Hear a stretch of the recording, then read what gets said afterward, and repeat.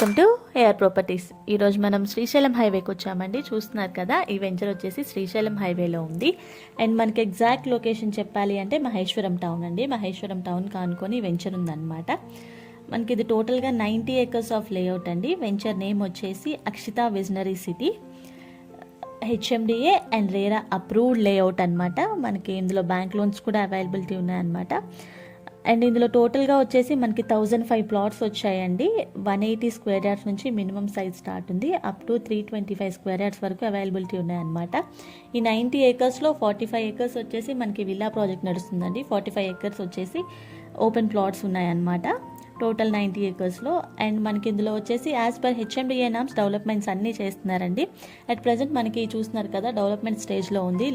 Land అంతా levelling చేసి roads cut చేసి పెట్టారు. అండ్ ఇందులోంచి మనకి 150 వైడ్ రోడ్ అయితే వెళ్తుంది as per master plan road. And మనకి ఇందులో బీటీ రోడ్స్ వస్తాయి అన్నమాట. ఆల్మోస్ట్ అన్ని. మెయిన్ రోడ్ వచ్చేసి 60 వైడ్ రోడ్ వస్తుందండి.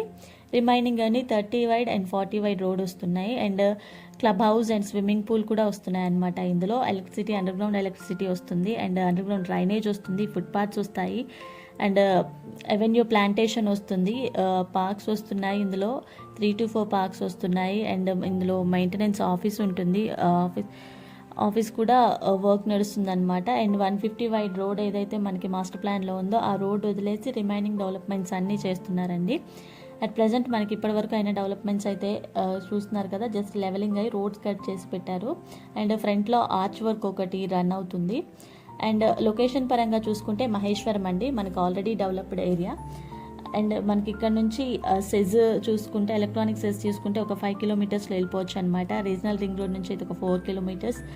అండ్ మనకి టాటా కానీ, హెచ్సిఎల్, విప్రో, సెజ్ కానీ ఇక్కడ నుంచి మనం ఒక 10 minutes డ్రైవ్లో మనం అక్కడ ఉండొచ్చు. అండ్ ఫార్మాసిటీకి వచ్చేసి మనకి ఒక 15 minutes పడుతుంది. ఎగ్జిట్ నెంబర్ 14 నుంచి మనకి జస్ట్ ఒక 20 minutes పడుతుంది అనమాట. శంషాబాద్ ఎయిర్పోర్ట్ నుంచి ఒక 25 minutes పడుతుంది. అండ్ ఫ్యాబ్ సిటీ నుంచి మనకు ఒక 20 minutes డ్రైవ్ వస్తుంది. అండ్ వండర్లా, టీసీఎస్, ఆర్డిబట్ల ఇక్కడ నుంచి చూసుకుంటే మనకు ఒక 25 minutes డ్రైవ్ వస్తుంది అనమాట. టోటల్గా ఇవ్వండి వెంచర్ డెవలప్మెంట్స్ వచ్చేసి.